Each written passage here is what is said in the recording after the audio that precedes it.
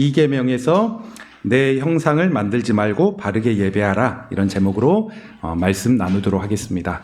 이제 성경에 많은 명령과 계명이 있습니다. 이제 그 중에 가장 중요한 것들, 물론 모든 것들이 다 중요하지 않는 것들은 없지만 특별히 하나님께서 이제 10가지 그런 계명으로 우리에게 주명한 내용, 그리고 신약의 백성인 우리들에게도 보면 예수님이 하늘로 가시면서 주셨던 지상 사명, 이거와 함께 10가지의 계명, 이 21세기 현대에 맞게 우리에게 가장 또 중요하게 지키고 또 순종하는 그런 백성이 되어야 될 것입니다. 이런 관점으로 우리는 이제 십계명 서론부터 해가지고 하나하나씩 보고 있습니다. 지난주에는 가장 근본이 되는 1계명, 하나님 외에는 다른 신들을 섬기지 말라, 그런 핵심 계명을 보았습니다. 그러면서 여호와가 어떤 분인지, 그리고 다른 신들이 있는지, 다른 신 있나요? 다 가짜예요. 헛된 신. 피조물이나 사람이나 뭐 귀신 있다고 할지라도 귀신도 진정한 의미에서 신은 아니죠.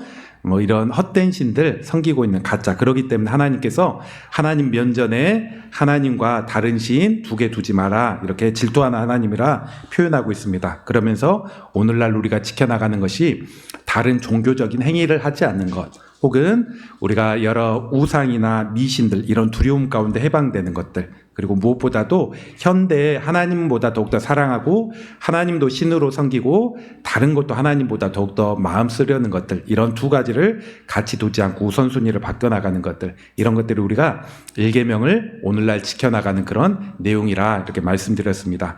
오늘은 이제 2계명 이야기를 한번 하려고 합니다. 2계명은 10가지 계명 중에 사실 가장 길게 기록된 그런 계명입니다.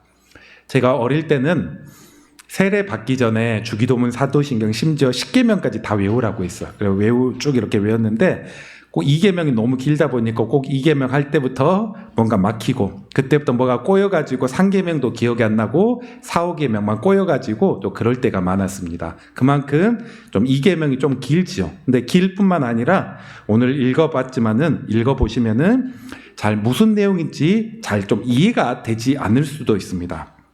1계명에 나 외에, 하나님 외에 다른 신 섬기지 말라, 이렇게 다른 신 두지 말라 얘기했는데 2계명을 보면 비슷한 내용 아닌가, 이런 생각을 갖기도 하고, 뭔가 강조하거나 혹은 뭔가 좀 강조하거나 우상숭배하라는 것들 조금 더 반복적으로 얘기한 게 아닌가, 이런 생각이 들기도 합니다.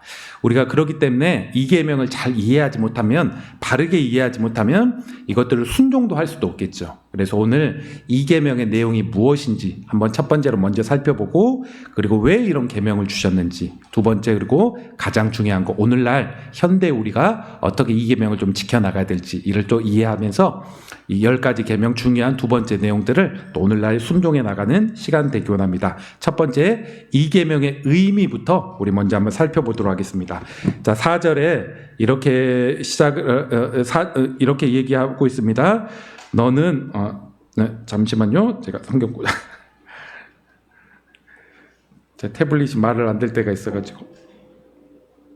자, 8절에 이렇게 얘기하고 있습니다. 너는 자기를 위하여 새긴 우상을 만들지 말고 위로 하늘에 있는 것, 뭐 해와 달, 뭐 그런 것들, 아래로 땅에 있는 것들, 그리고 땅 및 물속에 사는 그런 물고기들, 뭐 이런 형상으로 하나님을 만들지 마라, 절하지 말라, 이렇게 얘기하고 있습니다. 우상을 만들지 마라.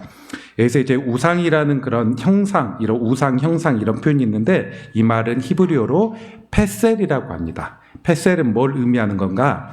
돌이라든지 나무라든지 또 금속이라든지 이런 것들을 깎아서 어떤 형상을 만드는 것들, 동상이나 목상이나 이런 것들을 만드는 것들, 펫살, 형상, 우상, 이렇게 표현을 합니다. 그래서 1계명은 하나님 외에 다른 신 섬기지 말라, 이런 섬기는 대상에 대해서 이야기했다면 2계명은 어떤 내용이냐면 다른 우상 섬기지 말라, 이런 얘기가 아니라 하나님을 섬기되 하나님을 어떻게 섬겨야 될 것인가, 그런 방법에 있어서 다른 그런 신상이라든지 목상, 이런 것들 만들어서 이게 하나님이야, 하나님을 대신하는 거야, 이런 식으로 만들어서 섬기지 말라는 것입니다. 방법에 대해서 하나님을 어떻게 예배할 것인가, 이에 대해서 얘기하는 것인데, 하나님을 예배하고 높이되 다른 종교처럼 사람의 모양으로 하나님을 만든다든지 동물, 해, 달, 땅에 있는 여러 짐승, 물고기 모양 이런 것들 만들어서 이게 하나님이야, 하나님과 비슷한 것이야, 이런 식으로 만들어서 섬기거나 절하지 말라는 것입니다. 우리가 지난주에 설교 들어보면 사람의 본성은 신을 찾는 그런 본성이 있다고 했죠. 그리고 뿐만 아니라 두려움들, 또 자기의 이득을 위해서 뭔가 보이는 신을 찾고 의지해 나가려고 합니다. 같은 이유로 사람은 하나님에 대해서 섬기긴 섬기더라도 어떤 마음이냐면 보이지 않는, 하나님이 영이시잖아요. 보이지 않는 그런 하나님보다는 뭔가 보이는 실체가 있기 원합니다. 그래서 하나님을 섬기더라도 이런 어떤 형상을 만들어서 하나님을 대신해 나간, 그리고 그 형상을 향해서 기도하고 비나이다 뭔가 눈에 보여야지 더 안심도 되고, 눈에 보여야지 좀 신앙에 활기가 있고 좀 실체가 있고 이런 어떤 느낌을 받기도 합니다. 그래서 과거부터 보면 많은 사람들이 하나님을 섬기려고 할 때도 하나님을 섬기되 어떤 모양과 같은, 하나님을 대리해 나간 것 같은 것들을 자꾸 만들어서 뭔가 하나님을 섬기려고 하는 것이죠. 이런 것들이 나를 지켜주는 것이다, 이렇게 생각하곤 하였습니다. 그리고 이것은 단순한 하나님이 이 계명을 그냥 기호로, 염료로 만든 게 아니라 하나님께서 이제 십계명을 알려주죠. 모든 백성들이 있는 앞에서 시내산에서 10가지 명령을 하나님의 음성으로 직접 들려줬습니다. 그런데 그 음성을 들려준 지 얼마 안 돼서 또 하나님이 돌판으로 내가 10가지 계명 줄게 하면서 모세가 시내산 꼭대기에 올라가지 않았습니까? 바로 그때 사람들이 두려운 나머지 얼마 전에 바로 이 계명 알려줬음에도 불구하고 이 계명을 어겨버립니다. 우리를 애굽에서 인도하는 신, 보이지 않고 그 대리자인 모세도 보이지 않는다 해서 사람들이 그때 2인자였던 아론에게 뭔가 보이는 신을 좀 만들어달라, 하나님이 우리와 함께 있는 보이는 신을 만들어달라. 그래서 만든 게 출애굽기 32장에 보면 금을 쑥 걷어가지고 이 금을 통해서 송아지 형상, 금 송아지 형상을 만들어서 이 송아지가 우리를 애굽에 인도해냈던 신이라 그렇게 표현을 합니다. 하나님께서 인도했는데 그 하나님 지금 꼭대기에 계시는데 형상을 통해서 이게 신이고 이것들을 섬겨나가면서 하나님을 섬겨나가는 것이다. 더 나아가서 지금은 성일이다. 하나님 앞에 기뻐하고 이 금송아지 앞에서 기뻐하고 뛰어놀면 된다. 이렇게 명령하였습니다. 이게 바로 이 계명을 정면으로 깨버리는 그런 내용이죠. 십계명 10가지 내용 준 지 얼마 안 됐는데 사람은 끊임없이 두려움 때문에 혹은 자기의 이득 때문에 보이지 않는 신보다는 보이는 실체, 신이 있을 때 조금 더 잘 섬기려는 그런 마음 때문에 계속 하나님을 찾는 그런 마음이 있다는 것입니다. 신명기 지금 5장을 읽었는데 4장에서도 이렇게 얘기합니다. 4장 우리 한번 15절 한번 봅시다. 신명기는 모세가 죽기 전에 다시 한번 교훈하는 내용이라고 했습니다. 모세가 죽기 전에 이스라엘 백성을 향해서 간절하게 호소하지요. 호렙산 시내산에서 하나님이 너희들 가운데 십계명 말씀하셨다 이렇게 쭉 얘기하시더니 중반 15절에 보니까 여호와께서 호렙산 시내산 불길 중에서 너희에게 말씀하시던 날에 너희가 어떤 형상도 보지 못하였은즉 너희는 심히 삼가라. 봐라, 하나님 너희 형상으로 실제로 뭐 그런 거 본 적 있느냐? 없다는 거예요. 없다. 그러면서 16절 보니까 그리하여 스스로 부패하여서 자기를 위해서 어떤 형상대로 우상을 새겨 만들지 마라. 남자 형상이든지 여자 형상이든지 17절 땅 위에 있는 짐승의 형상이든지 하늘에 날개 있는 새의 형상이든지 18절 곤충의 형상, 물에 있는 물고기 형상이든지 이 모든 것들을 만들지 말라. 모세가 이야기하는 것입니다. 너희 하나님 봤냐? 하나님이 어떤 형체로 준 적 있냐? 없다는 거예요. 그러면서 다시 한번 이제 신명기 4장에서는 더 구체적으로 하나하나 언급하면서 이 계명 잘 지켜라. 다른 형상 만들지 말라. 이렇게 이야기하는 것입니다. 결론적으로 이 계명의 내용은 이것입니다.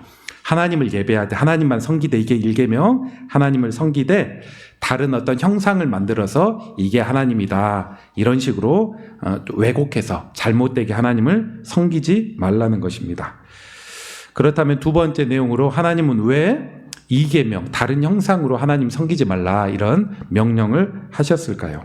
우리가 한번 생각해 보면 좀 형상을 만드는 거 괜찮지 않나? 그리고 눈에 보이는 뭔가가 있으면 사람들이 참 모호하게 신앙생활을 하지 않고 조금 더 구체적으로 조금 더 열심히 있게 신앙생활 해나갈 수 있지 않은가 이런 생각도 가질 수 있습니다. 그런데 그렇지 않아요. 왜 하나님이 이 계명, 하나님의 다른 형상 만들지 말라고 했는가?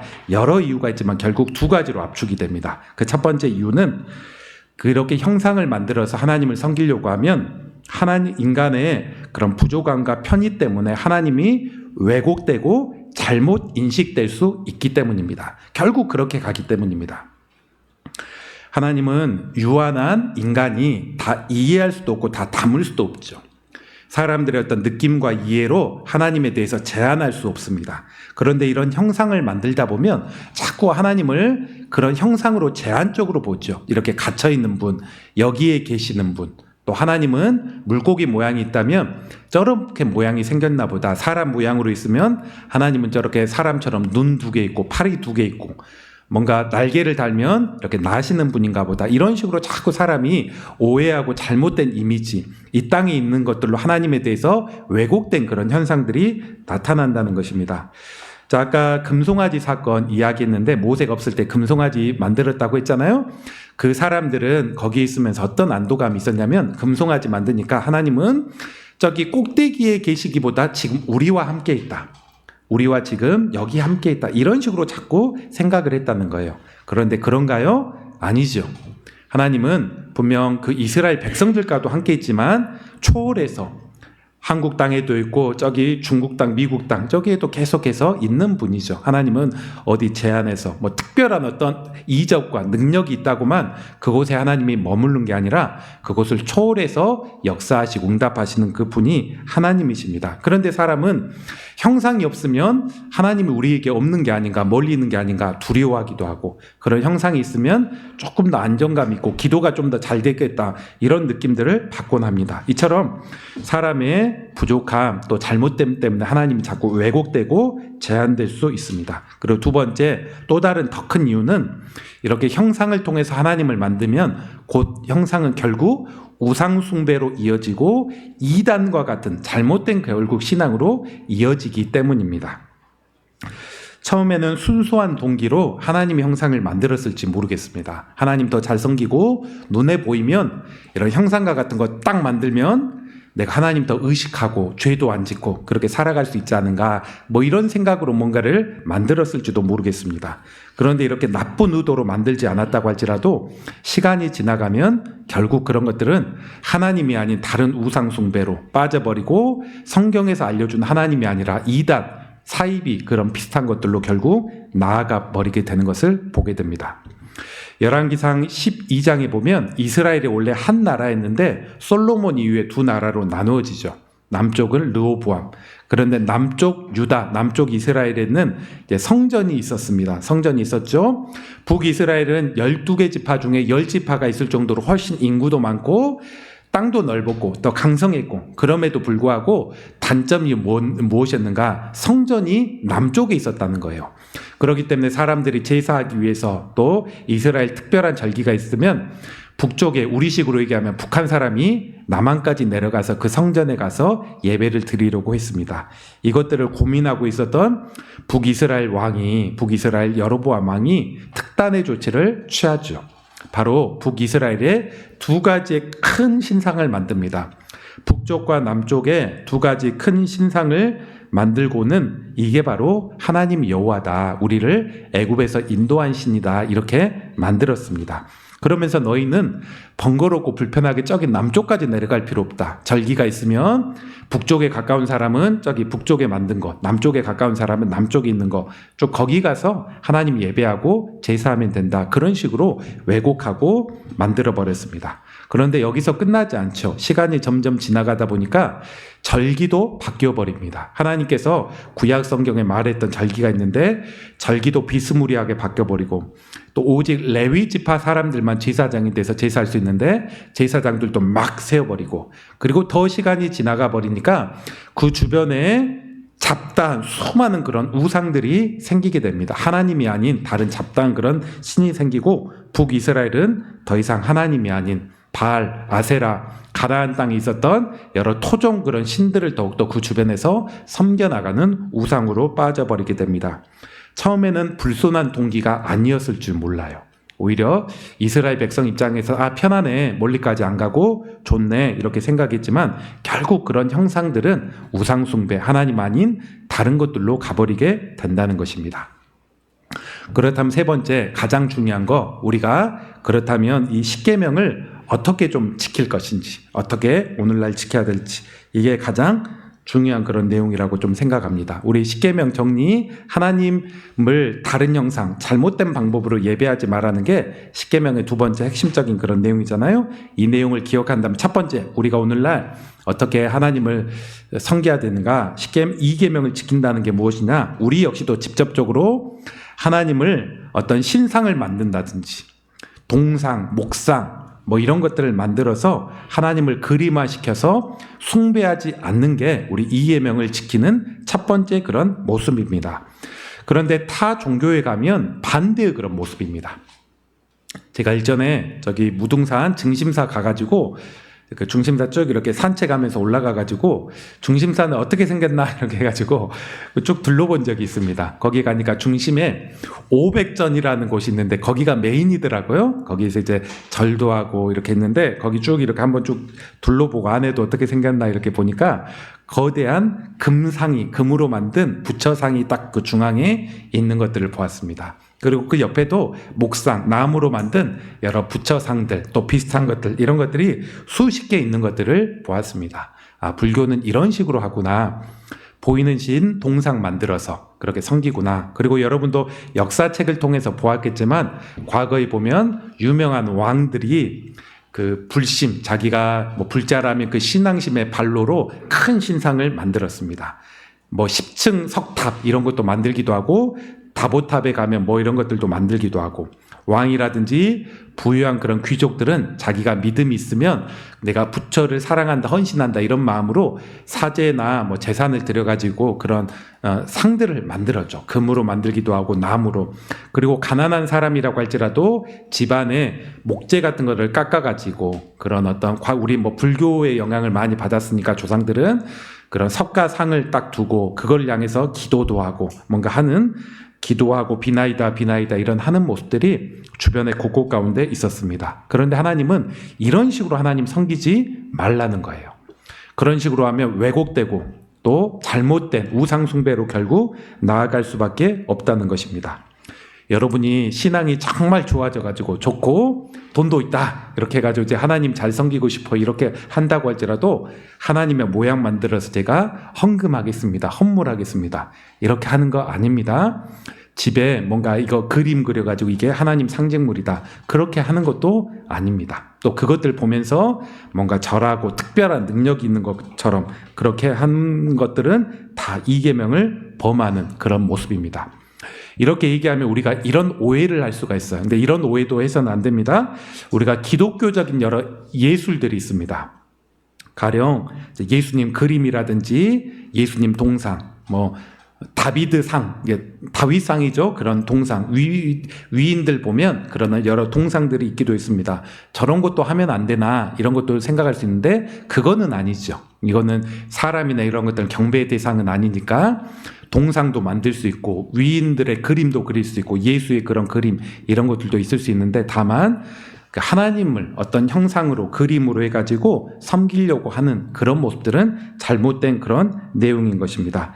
이 계명의 핵심은 하나님을 섬기되 하나님을 어떤 다른 형체 그런 것들로 해서 숭배해 나가려고 하는 것들, 이런 것들은 다 잘못되고 우상으로 갈 수밖에 없는 것입니다. 그래서 여기 예배당도 보면 뭐 하나님을 상징해 나가는 그런 것들이 잘 있지 않죠. 다만 십자가, 기독교의 상징으로 십자가 정도만 상징물로 있지 뭔가 이게 하나님이다 이런 식으로 우리는 섬기지 않는 것입니다. 그리고 두 번째, 우리가 또 이 계명을 지킨다는 게 어떤 것이냐, 우리의 신앙의 통로가 되는 것들을 신성시하고 아주 특별한 어떤 물건으로 그렇게 여기지 않는 게 바로 이 계명을 지켜가는 것입니다. 한번 예를 들어보죠. 우리가 얼마 전 일전에 모세 시대 때 이스라엘 백성들이 광야에서 원망하다가 독사에서 물려서 죽은 그런 사건이 있습니다. 여러 사람이 죽었죠. 그때 모세가 기도할 때 하나님께서 놋으로 뱀을 만들어라, 독사의 그 형상을 만들어라 하면서 저 뱀을 보는 자마다 노뱀을 보는 자마다 살리라 이렇게 말씀하셨습니다. 실제로 보는 자마다 살았습니다. 그 노뱀은 뭘 상징합니까? 하나님의 능력, 치유, 그리고 하나님 명령에 순종해 나갈 때 낳는다 이를 상징하는 도구였습니다. 그리고 신약시대 요한복음 3장에 보니까 그 노뱀은 결국 예수님을 예표해 나가는 그런 예표였죠. 그런데 이 모세 시대가 지나가고 시간이 쭉 지나간 다음에 사람들은 어떻게 생각했느냐? 저 노뱀이 여전히 신비한 힘이 있는 것들로 그렇게 생각하였습니다. 그래서 이 노뱀을 사람들은 그때 숭배하는 사람, 노뱀 앞에 가서 기도하고 숭배하고 절하고 그런 사람이 있었습니다. 히스기야 왕 때까지, 구약의 히스기야 왕 때까지 있었던 것입니다. 히스기야가 종교 개혁을 단행하죠. 그때 여러 우상들 깨트려 나갔는데 저거 가만 보니까 노뱀이 모세 시대에 있었던 귀중한 그런 상징물임에도 불구하고 이것들이 오용돼 가지고 사람들이 그 앞에 절하고 병든 사람 그거 만지려고 하고 이런 것들 보면서 왜곡되게 사용되는 거 보면서 이 모든 것들 다 깨버렸습니다. 노뱀 없애버리고 상징물 없애버렸습니다. 그리고 이게 하나님 앞에 바른 행동이라 성경은 평가하고 있습니다. 우리가 종종 해외 토픽에 보면 그런 뉴스가 나올 때가 있어요. 예수님 시대에 어떤 물건이 발견되었다. 십자가에 나무 조각이 발견되었다. 사도 바울의 글이나 편지가 좀 발견되었다. 우리 성모란 표현 안 쓰니까 마리아의 뭐가 발견되었다. 그런 어떤 뉴스들이 종종 나오곤 합니다. 그리고 사람들은 그걸 보면 또 신기하게 생각하기도 하고 그것을 더 나아가서 신비하게 생각하죠. 저런 것들 붙잡고 있으면 내 신앙이 더욱더 좋아질 것 같고 저런 거 붙들고 기도하면 한 번이라도 만져보고 기도하면 기도가 더 잘 될 것 같고 하나님의 임재가 더욱더 있는 것 같고 우리가 그런 식으로 생각해 나간다면 우리는 이 계명을 어겨나가는 그런 패턴으로 우리가 신앙생활을 해 나가는 것입니다.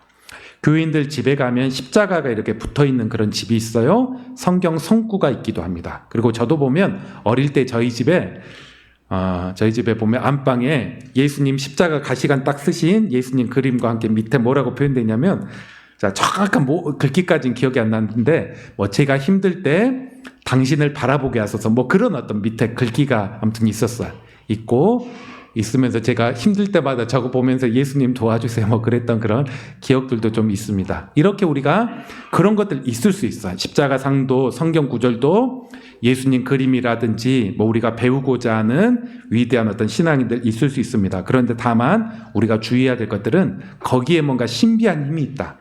그 밑에서 기도할 때 뭐가 더 기도가 잘 된다. 가령 어떤 사람은 차에 십자가 목걸이를 붙인다든지 뒤에 뭔가를 이렇게 나는 그리스도인입니다. 이런 것들을 받기도 합니다. 그런 것들을 하면 더 사고가 안 나고 안전할 것이다. 이렇게 우리가 생각해 나간다면 지금 이 계명을 오용해 나가는 그런 내용입니다. 우리가 차에 십자가 목걸이도 할 수 있고 성경도 둘 수 있습니다. 왜 둬야 되나요? 저는 그리스도인입니다. 하나님 앞에 바르게 운전하겠습니다. 또 운전대를 지켜주시옵소서. 이런 믿음의 발로로 해야지 이거 놓으면 우리 어떤 삶과 행위와 관련 없이 더 하나님이 지켜줄 것 같고 이거 없으면 안 지켜줄 것 같고 사사시대 보면 이스라엘이 블레셋과의 전쟁이 있었습니다. 자꾸 패배하는 거예요. 너무 힘든 거예요. 그때 분석을 했습니다. 우리가 왜 패할까? 모세 시대 때, 여호수아 시대 때는 계속 이겼는데 왜 한 100여 년 지나니까 이렇게 패할까 보면서 언약계 법계를 안 가져갔구나. 그때는 그거 가져가서 앞세우고 전쟁했는데 안 가져갔구나. 가지고 갔습니다. 이길 줄 알았어요. 사기도 충천했습니다. 그런데 전쟁할 때 대패하였습니다. 심지어 언약계까지 법계까지 다 블레셋에 빼앗겨 버리게 되었습니다. 뭘 얘기하는 건가요? 우리가 아무리 하나님의 임재와 능력이 과거에 나타났던 상징물이라고 할지라도 우리가 순종하고 바른 믿음으로 따라가고 섬겨나갈 때 하나님이 우리를 지키시고 승리도 주시지 그 자체만으로는 힘이 없다는 것입니다. 우리가 이런 식으로 하나님과 인격적인 관계, 신뢰 대신에 특별한 물건 가운데 신비한 힘, 능력, 그 장소는 뭔가 특별한 은혜가 있어. 이런 식으로 우리가 따라가고 있다면 이 계명을 비슷하게 범해버리는 그런 모습이 되는 것입니다. 마지막 한 가지 어떻게 오늘날 지켜야 될 것인가. 제가 세 가지 이야기하고 있는데 세 번째 하나만 더 이야기해 보겠습니다. 우리가 예배에 있어서 잘 한번 들어보세요. 학생들도 마찬가지로 잘 한번 들어보세요. 이 계명은 하나님을 어떻게 섬겨야 되느냐, 예배하느냐와 관련됐다고 얘기했습니다. 우리가 오늘날 어떻게 지켜야 되는가? 하나님을 예배하되 나를 위해서 예배하는 게 아니라 하나님 자체를 위해서 우리가 예배하는 게 이 계명을 바르게 지켜나가는 것입니다.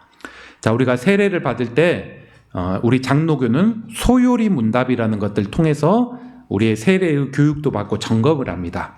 이 소요리 문답, 대요리 문답이 있고 소요리, 좀 압축판이에요. 소요리 문답에 보면 이 계명을 어떻게 지켜야 되는 것인가 이렇게 해석이 되어 있습니다. 어떤 형상을 통해 하나님을 예배하거나 말씀과 다르게 예배하는 것을 금한다. 이게 바로 이 계명을 지켜나가는 것이다. 마지막 내용, 말씀과 다르게 예배하는 것. 말씀과 다르게 예배하는 것. 곧 사람 중심의 예배, 인간을 위해서 예배하는 것. 바로 이것들이 이 계명을 범하는 그런 일이라는 것입니다. 예배가 뭡니까? 예배는 지금 이 장은 우리가 하나님과 만나는 것입니다. 찬양을 통해, 기도를 통해서, 또 말씀을 통해서 하나님이 우리에게 원하신 바가 무엇인가 이를 듣고 경배하는 자리입니다. 그런데 이 자리가 자칫 잘못하면 하나님을 만나는 자리요, 하나님을 높이는 자리인데 이 자리가 나를 위한 자리로 그런 시야로 우리가 나온다면 그 자체가 이 계명을 범하는 내용이 될 수 있다는 것입니다. 내 기쁨, 내 감화, 내 위로.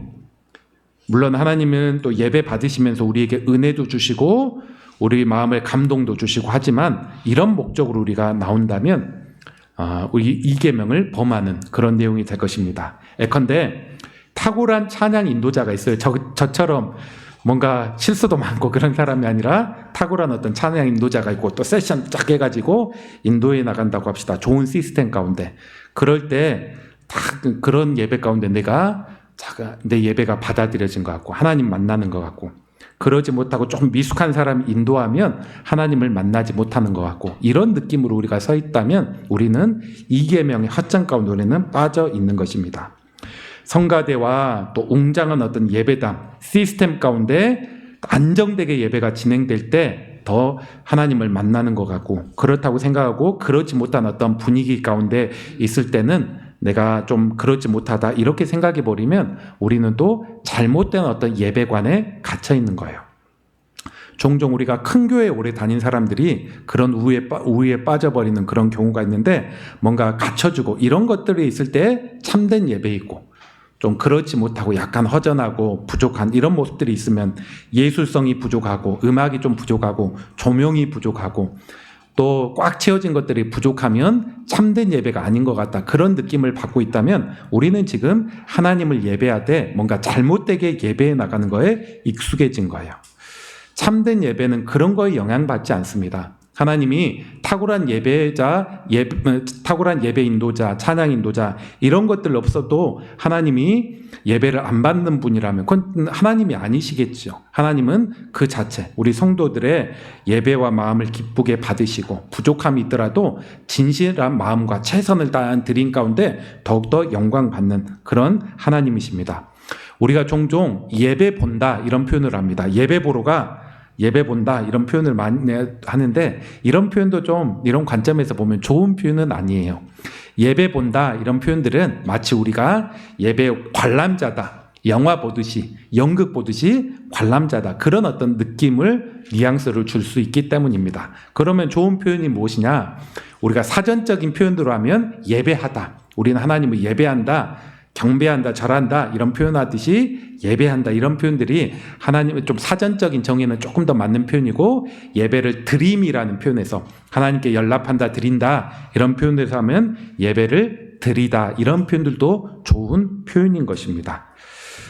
목사나 앞에 있는 그런 사람이 예배를 막 공연하고 우리는 예배를 관람하는 그런 사람이 아니죠. 목사님 잘하나 보자, 설교 잘하나 보자 이거 아니죠. 우리는 다 우리 모두가 다 주체자입니다. 저도 예배의 하나님 앞에 드리는 대상이고 여러분도 다 하나 같이 해가지고 하모니를 이루어가지고 찬양도 마찬가지고 기도 또 말씀 듣는 모든 태도를 통해서 딱 이렇게 예배라는 것을 만들어서 굳이 관람자라는 표현을 쓰면 하나님이 관람자이고 하나님이 보시는 분이고 연락하시는 그런 분입니다. 그러기에 우리가 예배는 내가 하나님께 드리는 거다.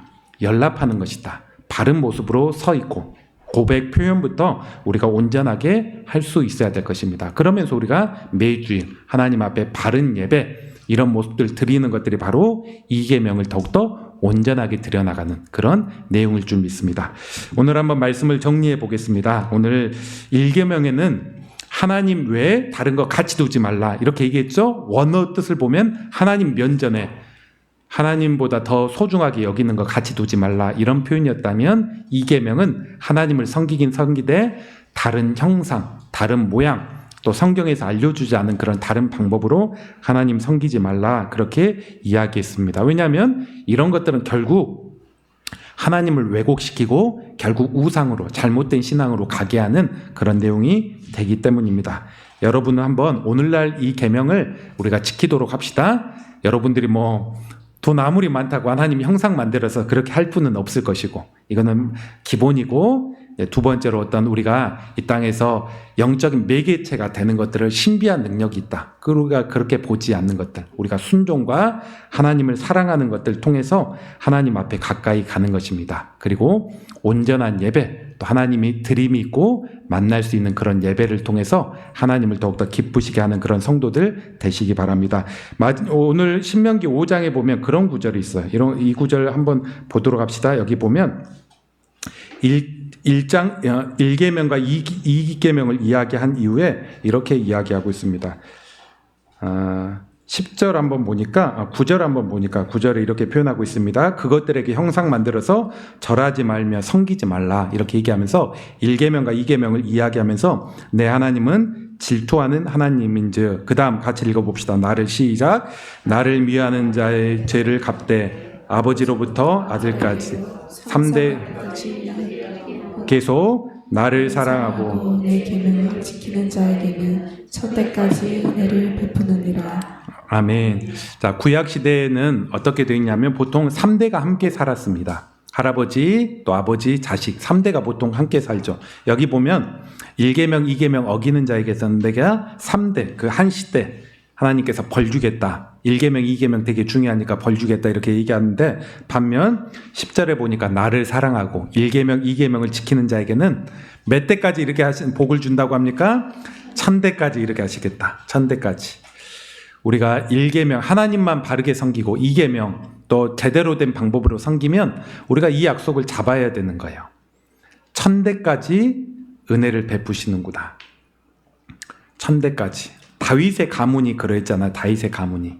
다윗이 정말 하나님 앞에 제대로 사니까 우리 성경 이거 앞에 PPT 한번 띄워주시죠.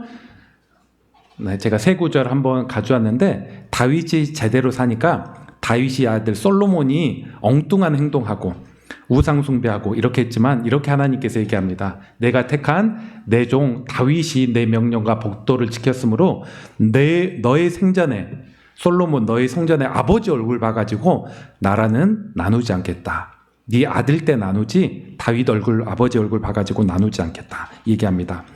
요담이라는 왕이 있었습니다. 많이 범죄를 했어요. 그런데 하나님께서 요담도 하나님의 공의에 의하면 심판하고 쳐버리고 해야 되는데 또 이렇게 얘기합니다. 중간에 보니까 여호와께서 그의 종 다윗을 위하여 유다를 멸하시기를 즐겨하지 않았다.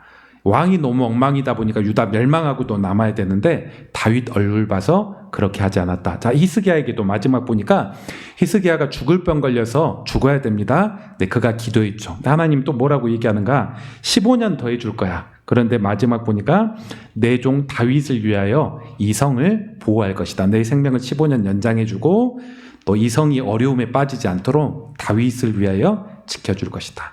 이런 내용들 보면 참 하나님께서 다윗을 사랑했고 또 이런 구절이 그 후손을 통해서 지켜가구나.